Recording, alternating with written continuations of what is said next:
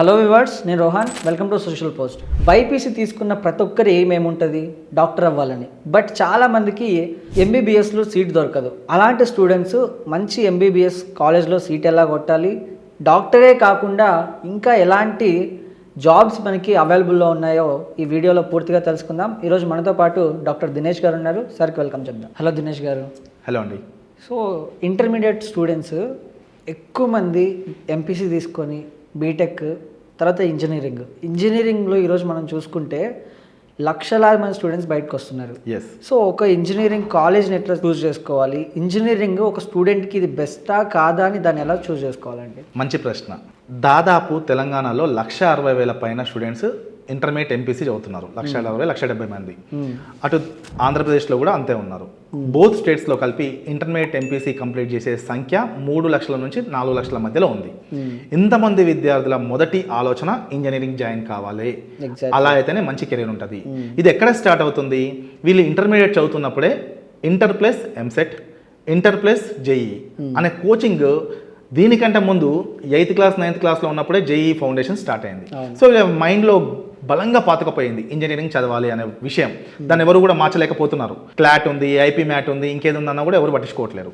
So ఈ engineering college దగ్గరికి వచ్చేసరికి ఇంత డిమాండ్ ఉంది కాబట్టి మార్కెట్లో కూడా పుట్టగొడుగుల్లాగా ఇంజనీరింగ్ కాలేజీలు, యూనివర్సిటీలు పుట్టుకొచ్చినాయి. ఇన్ని యూనివర్సిటీలు, ఇన్ని కాలేజీలు వచ్చేసరికి పిల్లగాడు అండ్ పేరెంట్స్, ఈ స్టూడెంట్ పేరెంట్ చాలా కన్ఫ్యూజ్ అవుతున్నారు. ఎందుకు కన్ఫ్యూజ్ అవుతున్నారు? 1, 2 కాలేజీలు ఉంటేనేమో ఓకే, డెసిషన్ తీసుకోవడం ఓకే. 2, 3 కోర్సులు ఉంటే ఏదో కోర్స్ పిక్ చేసుకోవడం చాలా ఈజీ. కానీ ఒక ఇంజనీరింగ్లో దాదాపు 100కి పైగా కోర్సులు ఇంజనీరింగ్ ఆఫర్ చేసే ఇన్స్టిట్యూట్స్లో ఐఐటీస్ ఉన్నాయి, ఎన్ఐటీస్ ఉన్నాయి, IIITs ఉన్నాయి, జిఎఫ్టిఐస్ ఉన్నాయి, డీమ్డ్ యూనివర్సిటీలు ఉన్నాయి, ప్రైవేట్ యూనివర్సిటీలు ఉన్నాయి, గవర్నమెంట్ యూనివర్సిటీస్ ఉన్నాయి, అటానమస్ కాలేజెస్ ఉన్నాయి, అఫిలియేటెడ్ కాలేజెస్ ఉన్నాయి, వీటికి తోడు ఎడ్యుటెక్ కంపెనీస్ ఉన్నాయి. ఇవన్నీ కాకుండా ఈ ఐఐటీస్ ఆఫర్ చేసే ఆన్లైన్ డిగ్రీస్ ఉన్నాయి. అంటే ఇన్ని రకాల కోర్సెస్ ఉండేసరికి, ఇన్ని రకాల ఇన్స్టిట్యూట్స్ ఆఫర్ చేసేసరికి స్టూడెంట్స్కి ఒక కన్ఫ్యూజన్ వస్తుంది. సో ఈ వీడియో వాళ్ళకి చాలా ఉపయోగపడాలి. ఎలా చూస్ చేసుకోవాలి ఒక ఇంజనీరింగ్ కాలేజ్ని? ఎగ్జాక్ట్లీ ఇలాంటి కన్ఫ్యూజన్ వస్తుంది కాబట్టే central government of India NIRF అనే ఒక ర్యాంక్ని ప్రవేశపెట్టింది. National institution ranking framework. వీళ్ళు ఏం చేస్తున్నారు? ఒక కాలేజీలో ఉండే ఫెసిలిటీస్ని బట్టి ఆ కాలేజీకి ర్యాంకింగ్స్ ఇస్తున్నాయి. NIRF rank 100 below rank, 100 to 150 rank, 150 to 200, 200 above, ఇలా బ్యాండ్స్ ఇస్తున్నాయి. ఇఫ్ ఒకవేళ మీరు చూస్ చేసుకునే కాలేజీకి NIRF ర్యాంక్ ఉంటే అది 100% గొప్పది అని చెప్పను, బట్ ఇట్స్ గుడ్. ఒకటి NIRF ర్యాంక్. 2, ఆ కాలేజీకి NAC అక్రిడేషన్ ఉండాలి. అయితే గతంలో కూడా దీనిపైన ఒక కాంట్రవర్సీ వచ్చింది. NAC అక్రిడేషన్ ఏముందండి, డబ్బులు పెడితే ఎవరైనా తెచ్చుకోగలుగుతారు, NAC ఉంటే ఉన్నంత మాత్రాన గొప్పదా అనే క్వశ్చన్ కూడా వస్తుంది. సో NAC అక్రిడేషన్తో పాటు NACలో A++ ఉంటుంది, A+ ఉంటుంది, A ఉంటుంది, B++ ఉంటుంది, B+ ఉంటుంది, B ఉంటుంది, దాని తర్వాత C ఉంటుంది. ఈ కేటగిరీస్లో NAC A అండ్ ఎబో ఉన్న కాలేజీలు ఓకే, గుడ్ అని చెప్పుకోవచ్చు. 3rd one NBA accreditation, national board of accreditation. ఏ కాలేజీకి అయితే మనం చదువుతున్నామో, ఇంతకుముందు మనం చెప్పిన NAC అక్రిడేషన్ అనేదేమో కంప్లీట్ కాలేజ్కి ఉంటుంది. ఈ NBA అక్రిడేషన్ అనేది మనం ఏదైతే కాలేజీలో ఒక కోర్స్ చూస్ చేసుకుంటున్నామో ఆ కోర్స్కి మాత్రమే ఉంటుంది. మీరు ఏదైతే కాలేజీలో కోర్స్ చూస్ చేసుకుంటున్నారో ఆ కోర్స్కి NBA అక్రిడేషన్ ఉందా లేదా తెలుసుకోండి. సో ఒకటి NIRF rank, 2 NAC accreditation, 3 NBA accreditation. ఈ 3 అక్రిడేషన్స్ అనేవి మనకి గవర్నమెంటే ఇస్తుంది కాబట్టి వీటిని బేస్ చేసుకుని ఒక కాలేజ్ మంచిదా కాదా చూస్ చేసుకోవచ్చు. ఇది ఒక ప్రాసెస్. నెంబర్ 2, కొత్తగా మనకి QS ర్యాంకింగ్స్ అంటే వరల్డ్ ర్యాంకింగ్స్ ఇస్తున్నారు. QS అనే సంస్థ ప్రపంచంలో ఉన్న ఇన్స్టిట్యూట్స్ అన్నింటికి ర్యాంకింగ్స్ ఇస్తుంది. QS ర్యాంకింగ్ కూడా మనము ప్రామాణికంగా తీసుకోవచ్చు. అండ్ 4th వన్, ఒక కాలేజీ గొప్పదా కాదా అనే విషయం చూస్ చేసుకుంటున్నప్పుడు గత సంవత్సరం కట్ ఆఫ్ ర్యాంక్స్, అది ఎంసెట్ ద్వారా కావచ్చు, జేఈ మెయిన్స్ ద్వారా కావచ్చు, గత సంవత్సరం కట్ ఆఫ్ ర్యాంక్స్ని బేస్ చేసుకొని తక్కువ ర్యాంక్ ఉన్న స్టూడెంట్స్ ఎక్కడ ఎక్కువ జాయిన్ అయ్యారు దాన్ని బేస్ చేసుకొని కూడా అది మంచి కాలేజా లేదా సెలెక్ట్ చేసుకోవచ్చు. ఎగ్జాంపుల్, హైదరాబాద్లో మనము టాప్ కాలేజీలు తీసుకుంటే ఉస్మానియా, JNTU, VNR విజ్ఞాన జ్యోతి, వాసవి కాలేజ్, CBIT, ఈ 5 టాప్ 5 ప్రైవేట్ కాలేజ్ తీసుకోవచ్చు. ఈ టాప్ 5 ప్రైవేట్ కాలేజ్లో ఓపెన్ కేటగిరీలో సీట్ రావాలి అంటే ఒక 3,000 లోపు 4,000 లోపు ర్యాంక్ ఉండాలి. అంతకు మించితే ఆ కాలేజ్లో సీట్ రాదు. అంటే 3,000 4,000 లోపు ర్యాంక్ ఉన్న వాళ్ళందరూ అందులో ఎందుకు జాయిన్ అవుతున్నారు? వీళ్ళంతా మెరిట్ స్టూడెంట్సే కదా. అంటే ఇండైరెక్ట్గా మనం ఊహించుకోవాల్సింది ఏంటంటే మంచి ర్యాంకర్స్ ఒక దగ్గర జాయిన్ అవుతూ ఉన్నప్పుడు అది మంచి ఇన్స్టిట్యూటే. అంటే ఈ ర్యాంకింగ్స్ అక్రిడేషన్స్తో పాటు గత సంవత్సరం కట్ ఆఫ్ ర్యాంక్స్ వీటితో పాటు మరీ ముఖ్యంగా చూసుకోవాల్సింది ఫెసిలిటీస్. ఒక కాలేజీలో ఎలాంటి ఫెసిలిటీస్ ఉన్నాయి? ఫర్ ఎగ్జాంపుల్ నేను రూరల్ బ్యాక్గ్రౌండ్ నుంచి వచ్చాను. హాస్టల్ ఫెసిలిటీ ఇన్ క్యాంపస్లో ఉందా లేదా? నేను ఎక్కడో హయత్ నగర్లో ఉన్నాను, కాలేజ్ ఎక్కడో కొంపల్లిలో మియాపూర్లో ఉంది. ట్రాన్స్పోర్ట్ ఫెసిలిటీ ఉందా లేదా? నేను స్పోర్ట్స్లో ఇంటర్ కాలేజ్ స్పోర్ట్స్ ఆడాను, భవిష్యత్తులో అది కంటిన్యూ చేయాలి అంటే ఆ కాలేజీలో స్పోర్ట్స్ ఫెసిలిటీస్ ఉన్నాయా లేవా? ఎన్సీసీ ఎన్ఎస్ఎస్ లాంటి యాక్టివిటీస్ ఆ కాలేజీలో నేను ఇప్పటివరకు బాగా సీరియస్గా ఉన్నాను, భవిష్యత్తులో కూడా నేను కంటిన్యూ చేయాలనుకుంటే ఎన్సీసీ ఎన్ఎస్ఎస్ లాంటి యాక్టివిటీస్ ఉన్నాయా లేవా? ఇవన్నీ యాక్టివిటీస్ ఫెసిలిటీస్ ఇవన్నీ ఒక ఎత్తు అయితే ఫ్యాకల్టీ, ఎలాంటి ఫ్యాకల్టీ ఉన్నారు? డాక్టరేట్స్ పిహెచ్డి ఫ్యాకల్టీస్ ఉన్నారా లేదా? Training placement, industry related training placements జరుగుతున్నాయా లేవా? అండ్ అక్కడ జరుగుతున్న టెక్ ఫెస్ట్లు, హ్యాకథాన్స్ ఇలాంటివి ఏమైనా జరుగుతున్నాయా లేవా? ఇవన్నీ కూడా మనం సర్వే చేసి ఈ అక్రిడేషన్స్ ర్యాంకింగ్స్తో కలిపి వీటిని చూస్ చేసుకొని వెళ్ళాలి. ఎలా వెళ్ళకూడదు? మా ఫ్రెండ్ వెళ్తున్నాడు నేను వెళ్తాను, మా బ్రదర్ అందులో చదివాడు నేను వెళ్తున్నాను, తక్కువ ఫీజు ఉందంట నేను పంపిస్తాను, ఇవన్నీ కూడా పారామీటర్స్ కానే కావు. ఎందుకు? మీ ఫ్రెండ్ బావిలో దుంకుతాడు, ఈతొచ్చు, నీకు ఈత రాదు, దుంకుతావా? దుంకలే. ఇక్కడ ఏం జరుగుతుంది అంటే మన చేతికున్న 5,000 సమానంగా ఉండవు. అలా అని చెప్పేసి ఒక మంచి మెరిట్ ఉన్న స్టూడెంట్, నేను యావరేజ్ స్టూడెంట్, నేను వెళ్ళి అక్కడ జాయిన్ అయితే అందరూ మెరిట్ వాళ్ళ మధ్యలో నేను ఉన్నప్పుడు ఏమవుతాయంటే నాకు రకమైన ఫియర్ వస్తుంది. వాళ్ళేమో చాలా ఫాస్ట్గా వెళ్తుంటారు ఎక్స్ప్రెస్ లెక్క, నేనేమో ప్యాసింజర్ ఎక్స్ప్రెస్ లెక్క చిన్నగా వెళ్తుంటాను. నాకు సబ్జెక్ట్ నాలెడ్జ్ అర్థం కాదు, వాళ్ళలాగా నేను చదవలేను, అప్పుడు నేను వెనకబడిపోతాను, బ్యాక్లాగ్స్ పడతాయి, నాకు ఎవరు కూడా సపోర్ట్ చేసే వాళ్ళు ఉండరు.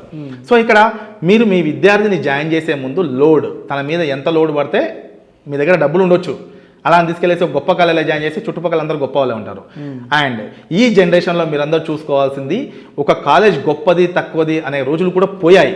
ఎందుకంటే ఈ కాలంలో ఫర్ ఎగ్జాంపుల్ నాకు ఆర్థికంగా డబ్బులు లేవు, నాకు గొప్పగా ర్యాంకు రాలేదు, కానీ నా కౌన్సిలింగ్లో కాలేజీలో సీట్ వచ్చింది, ఫ్రీ సీట్. ఈ ఫ్రీ సీట్ని నా కెరీర్ని గొప్పగా మలుచుకోవాలని నేనేం చేయాలి? పోవాలి, ఆ ఫ్రీ సీట్లో జాయిన్ అయిపోవాలి. నెక్స్ట్ ఐఐటి మద్రాస్ కానీ బిట్స్ కానీ ఆన్లైన్ డిగ్రీ ప్రొవైడ్ చేస్తుంది, ఆర్టిఫిషియల్ ఇంటెలిజెన్స్లో కానీ డేటా సైన్స్లో కానీ. ఆ కోర్స్తో పాటు ఈ కోర్స్ జాయిన్ కావాలి. సరే ఈ ఆన్లైన్ డిగ్రీ కోర్సెస్ ఫీజులు 3 లక్షలు 4 లక్షలు ఉన్నాయి కదా, మీ దగ్గర వైట్ రేషన్ కార్డు ఉండి ఈడబ్ల్యూఏ సర్టిఫికేటో ఇన్కమ్ సర్టిఫికేటో ఉంటే అక్కడ కూడా మీకు 75% స్కాలర్షిప్ ఇస్తున్నారు. అప్పుడు ఏమైపోతుంది? ఒక నార్మల్ డిగ్రీలో బీటెక్తో పాటు ఈ ఆన్లైన్ డిగ్రీ 2 డిగ్రీ సైమల్టేనియస్గా వెళ్తున్నప్పుడు రేపొద్దున మీరు ఎక్కడైనా కెరీర్కి జాబ్కి ఎక్కడైనా వెళ్ళినా, లేకపోతే మీ కాలేజీలో ఫ్యాకల్టీ సరిగా చెప్పకపోయినా ఆన్లైన్లో వీళ్ళిచ్చే కంటెంట్ సూపర్గా ఉంటుంది. కాబట్టి ఈ రెండుని మిక్స్ చేసేసి మీరు ఒక గొప్ప కాలేజీలో చదివిన విద్యార్థి కంటే అద్భుతంగా రాణించవచ్చు. ఇవన్నీ కాకుండా గత కొద్ది రోజుల నుంచి ఏఈడిపి అనే ప్రోగ్రామ్స్ వస్తున్నాయి, అంటే అప్రెంటిస్షిప్ ఎంబెడెడ్ ప్రోగ్రామ్స్. అంటే ఒక కాలేజీలో చదువుతున్నప్పుడే ఒక 4 సంవత్సరాల డిగ్రీలో 2 సంవత్సరాలు ఈ కాలేజీలో చదువుతాము, 2 సంవత్సరాలు పోయి కంపెనీలో చదువుతాము. దానివల్ల ఏంటి? Live exposure, practical knowledge, internships అన్నీ వస్తాయి. కాబట్టి అయిపోగానే జాబ్ వచ్చే అవకాశం కూడా ఉంది. సో ఇన్ని రకాల ఇన్స్టిట్యూట్స్ ఉన్నప్పుడు మీరు బ్లైండ్గా ఒకరు పంపిస్తున్నారని కూడా వెళ్ళొద్దు. ఎందుకంటే మరీ ముఖ్యంగా నేను చెప్పేది ఇది మీ విద్యార్థి యొక్క కెరీర్, దీనిపైనే పూర్తి జీవితం డిపెండ్ అయి ఉంటుంది. ఒక 4 సంవత్సరాల ఇంజనీరింగ్ ఎక్కడో చదివించాము, అయిపోగొట్టేసామని చేతులు దులుపుకోకుండా భవిష్యత్తులో తను ఒక మంచి కంపెనీలో రాణించాలంటే మీరు చూస్తుండండి, రానున్న రోజుల్లో కాంపిటీషన్ తట్టుకోవాలంటే హైలీ ఇంపాసిబుల్. మీరు ఒక టాప్ కంపెనీ తీసుకుంటే ఒక 10-20 జాబులు మాత్రమే హై పెయిడ్ శాలరీస్ ఉంటాయి. దేశం మొత్తం హై పెయిడ్ శాలరీస్ జాబ్ ఒక 25-30 వేలు ఉంటాయి. ఆల్రెడీ ఐఐటి ఎన్ఐటీలో 25-30 వేల మంది వస్తున్నారు కదా. మరి మనం నార్మల్ కాలేజ్ చదువుతున్నప్పుడు మనకి హై పెయిడ్ శాలరీస్ ఎలా వస్తాయి? రావు. సో మీరు హై పెయిడ్ శాలరీస్ కావాలి అనుకుంటే ఐఐటికి వెళ్ళాల్సిందే, జేఈ మెయిన్స్ ద్వారా వెళ్ళాల్సిందే, అడ్వాన్స్డ్ క్రాక్ చేయాల్సిందే, జోసా కౌన్సిలింగ్ ద్వారా వెళ్ళాల్సిందే. అది అవకాశం లేని వాళ్ళు నార్మల్ కాలేజ్కి వస్తున్నప్పుడు ఈ నార్మల్ డిగ్రీని బెటర్గా చేసుకోవడానికి ప్రతిరోజు మీరు డే 1 నుంచే ప్రోగ్రామింగ్ లాంగ్వేజ్ నేర్చుకోవడము, లేకపోతే ఏఈడిపి లాంటి ప్రోగ్రామ్స్లో జాయిన్ అయిపోవడము, ఏమైనా ప్రైవేట్ ఇంటర్న్షిప్స్ వస్తే చేయడము, అండ్ ఎడ్యుటెక్ లాంటి కంపెనీస్ ఆన్లైన్లో ప్రొవైడ్ చేసే సర్టిఫికేట్ కోర్సెస్ చేయడము. ఎవరైతే ఇవన్నీ చేస్తూ వెళ్తారో 4 సంవత్సరాల ఇంజనీరింగ్ కెరీర్ అయిపోయిన తర్వాత హ్యాపీగా వాళ్ళ కెరీర్ని స్టార్ట్ చేయొచ్చు. ఇలా చేయకుండా ఏదో జాయిన్ అయిపోయాము, ఏదో కోర్స్ జాయిన్ అయిపోయాము అనుకోవడం కరెక్ట్ కాదు. కేవలం కంప్యూటర్ సైన్స్ లాంటి ఒక్కటే డిగ్రీ కాదు, కంప్యూటర్ సైన్స్తో పాటు చాలా కోర్సెస్ మనకి మార్కెట్లో ఉన్నాయి. కేవలం కంప్యూటర్ సైన్స్లోనే 18 రకాల కోర్సెస్ ఉన్నాయి. సిఎస్సి ఉంది, ఏఐఎంఎల్ ఉంది, డేటా సైన్స్ ఉంది, సైబర్ సెక్యూరిటీ ఉంది, ఇంటర్నెట్ ఆఫ్ థింగ్స్ ఉంది, నెట్వర్కింగ్స్ ఉన్నాయి, ఏఐడిఎస్ ఉంది, ఐటీ, సిఎస్ఐటి, ఇలా చాలా కోర్సెస్ కంప్యూటర్ సైన్స్కి రిలేటెడ్గా ఉన్నాయి. మీరు ఏం చదివినా కూడా కంప్యూటర్ సైన్సే. అండ్ ఒక మంచి కాలేజ్లో మీకు కంప్యూటర్ సైన్సే మీకు కావాలి, రాలేదు, ఎందుకంటే డిమాండ్ ఎక్కువ ఉంది, 100కి 90 మంది అదే అడుగుతున్నారు. ఒక టాప్ కాలేజ్లో మీకు కంప్యూటర్ సైన్స్ రాలేదు, ఎక్కడో నార్మల్ కాలేజ్కి వెళ్ళి కంప్యూటర్ సైన్స్ చదువుతారా? లేకపోతే అదే టాప్ కాలేజీలో బ్రాంచ్ కాంప్రమైజ్ అయిపోయి ఎలక్ట్రానిక్స్కి ఎలక్ట్రికల్కి వెళ్తారా మీరు చూస్ చేసుకోవాలి. ఎందుకంటే కొన్ని సందర్భాలలో సార్ చెప్పాడు కదా, టాప్ కాలేజ్లో ఏ బ్రాంచ్ వచ్చినా పొమ్మంటున్నాడు కదా అని చెప్పేసి కెమికల్, బయోటెక్నాలజీ, బయోమెడికల్ లాంటి కోర్సెస్కి వెళ్ళాము అనుకోండి, రేపు పొద్దున్నే ఫ్యూచర్లో క్యాంపస్ ప్లేస్మెంట్స్లో సాఫ్ట్వేర్ జాబ్ రాలేదు, దాని తర్వాత మీరు బయటికి వస్తే కెమికల్ ఇంజనీరే అవుతారు, మళ్ళీ అక్కడ సైడ్ వెళ్ళాల్సి వస్తుంది. అది కొంచెం కష్టమైన పని. ఇలాంటి కోర్సెస్ ఎవరు చూస్ చేసుకోవాలి? ఈ 4 సంవత్సరాలు మైనర్ డిగ్రీ కంప్యూటర్ సైన్స్ చేసి నేను రాణించగలుగుతాను, నార్మల్ స్టూడెంట్ కంటే నేను ఎక్కువగా కష్టపడతాను అనుకుంటున్నప్పుడు మాత్రమే మీకు ఇష్టం లేకపోయినా మంచి కాలేజీలో వస్తుందని చెప్పేసి అలాంటి కోర్సెస్ చూస్ చేసుకోండి తప్ప మంచి college normal course is equal result 0. మంచి కాలేజు మంచి కోర్సు రిజల్ట్ సూపర్. సో ఇదొక్కటి గుర్తుంచుకోండి, మంచి డెసిషన్ తీసుకోండి. థ్యాంక్ యూ అండి, థ్యాంక్ యూ సో మచ్.